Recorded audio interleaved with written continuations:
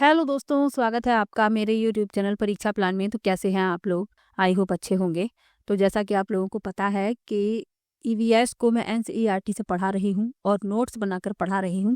2 video आ चुके हैं जिसमें मैंने क्लास थर्ड के 6 चैप्टर कंप्लीट करवा दिए हैं।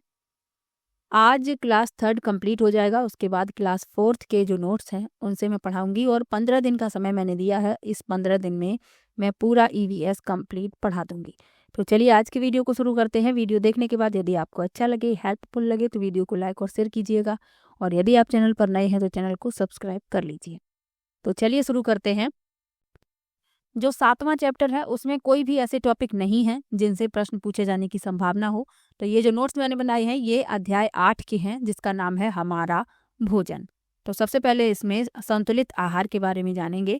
संतुलित आहार क्या होता है? वह आहार जिसमें सभी आवश्यक पोषक तत्व जैसे कार्बोहाइड्रेट, प्रोटीन, वसा, विटामिन, खनिज और पानी सही मात्रा और अनुपात में होते हैं, जो शरीर को स्वस्थ और सक्रिय रखने के लिए आवश्यक होते हैं। तो ऐसा आहार कहलाता है संतुलित आहार। यानी जो भोजन हम करते हैं उसमें कार्बोहाइड्रेट भी होना चाहिए, प्रोटीन भी होना चाहिए, वसा भी होना चाहिए, विटामिन भी होना चाहिए, खनिज और पानी सही मात्रा और सही अनुपात में होते हैं। तो ऐसा भोजन कहलाता है संतुलित आहार, और ये शरीर को स्वस्थ रखता है और शरीर को सक्रिय भी रखता है। चलिए आगे बढ़ते हैं। संतुलित आहार की परिभाषा आपको याद रखनी है। गर्मियों के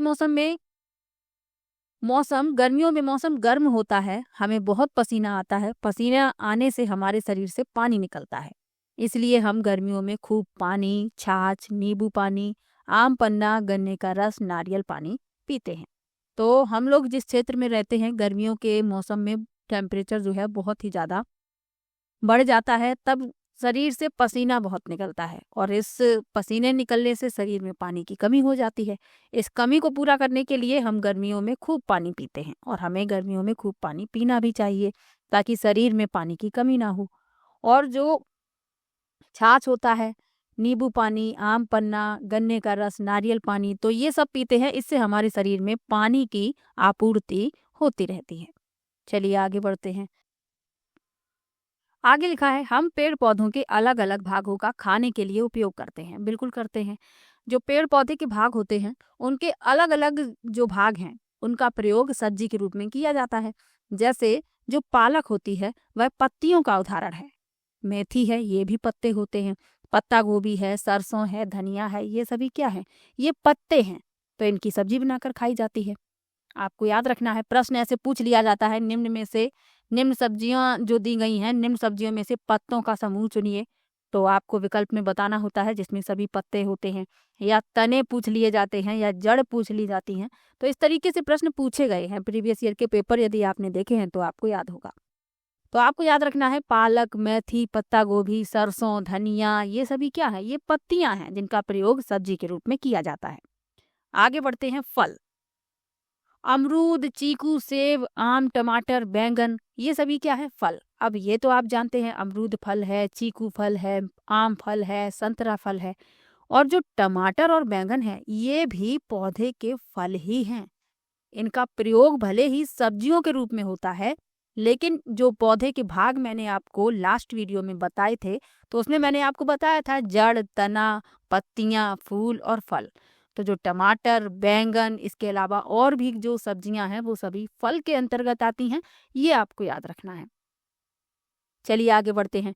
जड़ें पूछ ली जाती हैं, तो गाजर, मूली, चुकंदर, शकरकंद, ये सभी क्या हैं? ये जड़ें हैं। ये आपको याद रखना है, क्योंकि इस तरीके से प्रश्न पहले भी पूछे गए हैं। अब आपसे पूछ लिया जाए शकरकंद, तो शकरकंद जड़ है लेकिन आलू तना है, ये आप अंतर याद रखिएगा। आगे मैंने लिखा है। अब तने के अंतर्गत क्या आते हैं? आलू है, अदरक है, प्याज है, हरे बांस का तना है। तो जो पूर्वोत्तर राज्य हैं उनमें ये बांस के जो पतले और कोमल तने होते हैं उनकी सब्जी बनाई जाती है। तो इसीलिए ये मैंने यहाँ पर लिखा हुआ है।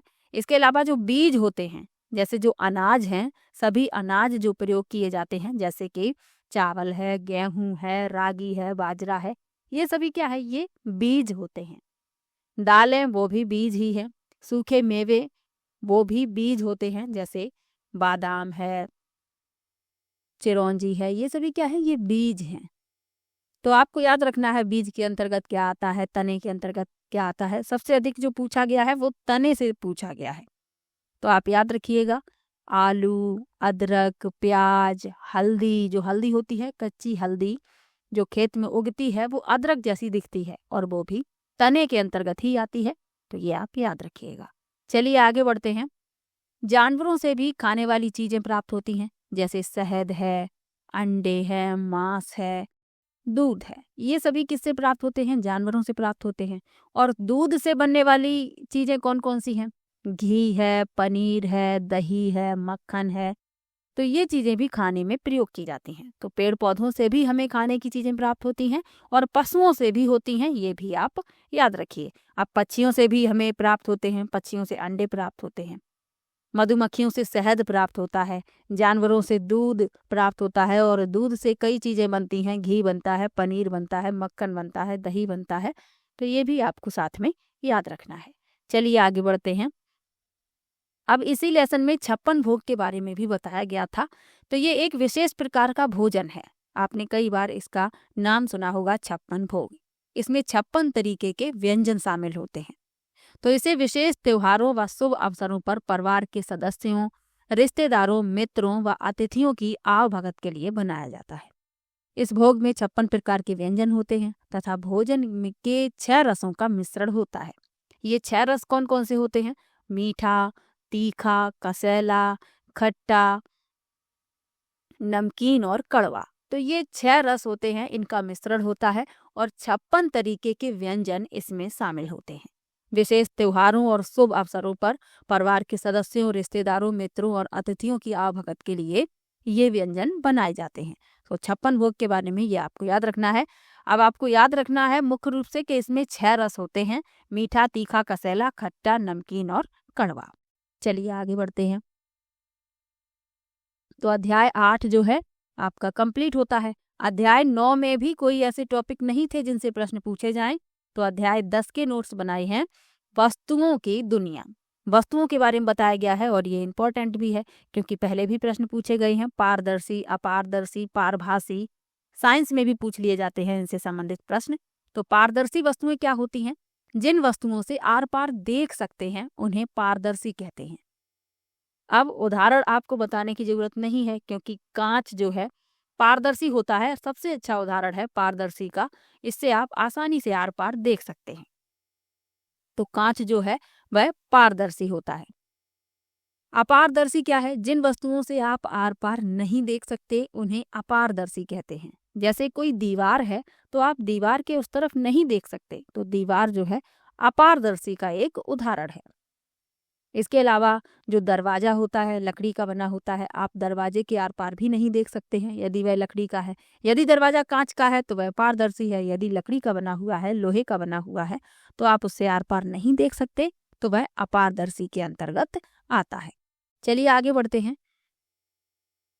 पारभासी, इसके बारे में आपको याद रखना है क्योंकि पारदर्शी और अपारदर्शी आपको आसानी से समझ में आ जाती हैं, लेकिन पारभासी के बारे में याद रखिएगा कि कुछ वस्तुएं ऐसी होती हैं जिनसे आर पार पूरी तरह साफ साफ दिखाई नहीं देता, इन्हें पारभासी कहा जाता है। यानी कि आपको आर पार तो दिखाई देता है लेकिन स्पष्ट रूप से नहीं दिखाई देता, तो इन्हें कहा जाता है पारभासी। अब पारभासी आप कैसे समझेंगे, किसी कागज पर आप तेल लगा दीजिए, ऑयल लगा दीजिए, फिर किसी बल्ब के ऊपर उस कागज के द्वारा देखने का प्रयास कीजिए तो आपको प्रकाश तो दिखाई देगा लेकिन स्पष्ट नहीं दिखाई देगा। तो जो तेल लगा हुआ कागज है वह पारभासी का उदाहरण है, ये आपको याद रखना है। इसके अलावा और भी आप देखेंगे कई तरीके के कांच भी ऐसे होते हैं जो खिड़कियों में लगाए जाते हैं जिनसे आप आर पार नहीं देख सकते, आपको बिल्कुल स्पष्ट नहीं दिखता है, थोड़ा बहुत दिखता है आर पार लेकिन स्पष्ट नहीं दिखता है। तो ऐसे जो कांच होते हैं पारभासी के अंतर्गत आते हैं। चलिए आगे बढ़ते हैं।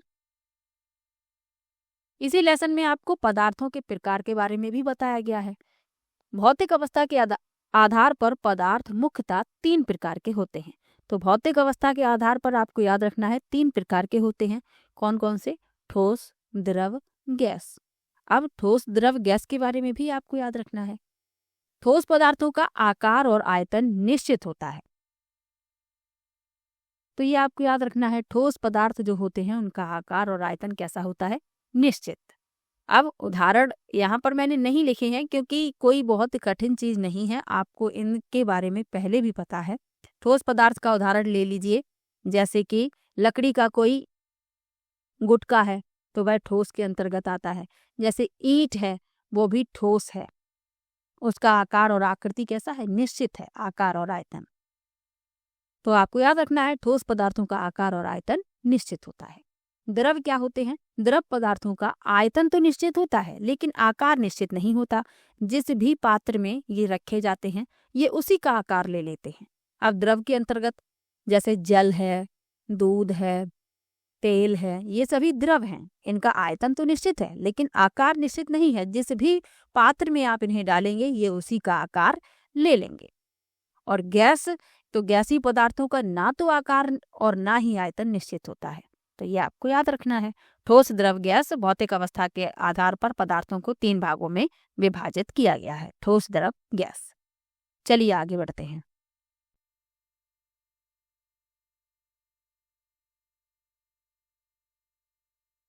अब लिखा है धातुओं के बारे में। तो धातुएं धरती के भीतर बहुत गहराई में चट्टानों और तलछटों से खोद कर निकाली जाती हैं। तो धातुओं को धरती के भीतर चट्टानों और तलछटों से खोद कर निकाला जाता है। तो ये आपको याद रखना है। अब विज्ञान के अनुसार धातु की परिभाषा क्या है? ऐसे तत्व होते हैं धातुएं, धातुएं ऐसे तत्व हैं जो चमकदार होते हैं, ऊष्मा और बिजली के अच्छे चालक होते हैं, जिन्हें पीट कर पतली पतली चादरों में और खींच कर तार बनाया जा सकता है। जैसे लोहा है, तांबा है, सोना है, चांदी है, ये सभी क्या है? ये धातुएं हैं। तो ये परिभाषा भी याद रखनी है, ये भी याद रखनी है। धातुएं चमकदार होती हैं, ऊष्मा और बिजली की अच्छी चालक होती हैं, इन्हें पीट कर पतली चादरों में परिवर्तित किया जा सकता है, खींच कर तार बनाए जा सकते हैं। उदाहरण याद रखिएगा, लोहा, तांबा, सोना और चांदी। अब मिश्र धातुओं के बारे में भी आपको याद रखना है और प्रश्न जो पूछा जाता है वो मिश्र धातुओं से संबंधित ही पूछा जाता है।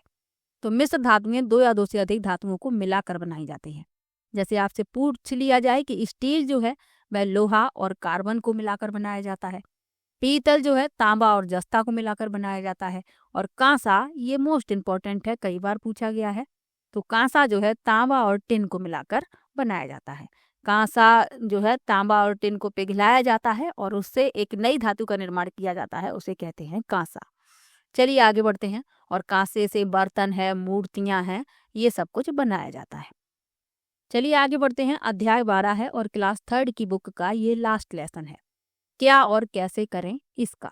तो इसमें आपको राष्ट्रीय स्वच्छता दिवस के बारे में बताया गया है और आपको याद भी रखना है कि 30 जनवरी को राष्ट्रीय स्वच्छता दिवस मनाया जाता है। आपसे पूछ लिया जाए ईवीएस में कि राष्ट्रीय स्वच्छता दिवस कब मनाया जाता है, तो 30 जनवरी को मनाया जाता है। चलिए आगे बढ़ते हैं। अब इसी लेसन में आपको बताया गया है कचरा मुक्त गांव के बारे में। भारत का एक ऐसा गांव भी है जो कचरा मुक्त है, उसके बारे में आपको याद रखना है। कौन सा गांव है? अरुणाचल प्रदेश का गांव सिल्लुक को कचरा मुक्त गांव कहा जाता है। इस गांव को सबसे अच्छे तरीके से कचरे का प्रबंधन करने के लिए पुरस्कार भी मिला है। यानी कचरा का सबसे अच्छा प्रबंधन किया है इस गांव ने, तो इस गांव को पुरस्कार भी मिला है। और इस गांव का नाम आपको याद रखना है, अरुणाचल प्रदेश का गांव है सिल्लुक और इसे कचरा मुक्त गांव कहा जाता है।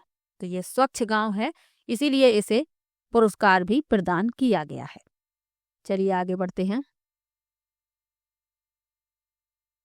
तो क्लास 3 जो है वह कंप्लीट होता है। बहुत ही शॉर्ट नोट्स मैंने बनाए हैं। क्लास 3 की बुक बदल गई थी और इतने ही टॉपिक हैं आपके लिए जो आपके एग्जाम के लिए महत्वपूर्ण हैं। अब जो क्लास 4 के नोट्स हैं आप देख सकते हैं, ये बहुत ही ज़्यादा महत्वपूर्ण हैं और सभी इम्पोर्टेंट टॉपिक आपको क्लास 4 वाली एनसीईआरटी की बुक में ही मिलेंगे और उससे भी इम्पोर्टेंट क्लास 5 की। और नई किताबों से नहीं बल्कि पुरानी किताबों से आपको पढ़ना है। तो पूरे नोट्स कंप्लीट हैं, बस आप लोगों का सपोर्ट चाहिए। आप लोग सपोर्ट करते रहिए, वीडियो को ज़्यादा से ज़्यादा शेयर कीजिए। 15 दिन का मैंने समय दिया है और प्रॉमिस भी किया है, तो मैं पूरा करवा दूंगी। बस आप लोगों का सपोर्ट चाहिए। तो वीडियो कैसा लगा कमेंट बॉक्स में ज़रूर बताइएगा। वीडियो को लाइक और शेयर कीजिएगा। मिलते हैं नेक्स्ट वीडियो में, तब तक के लिए बाय बाय।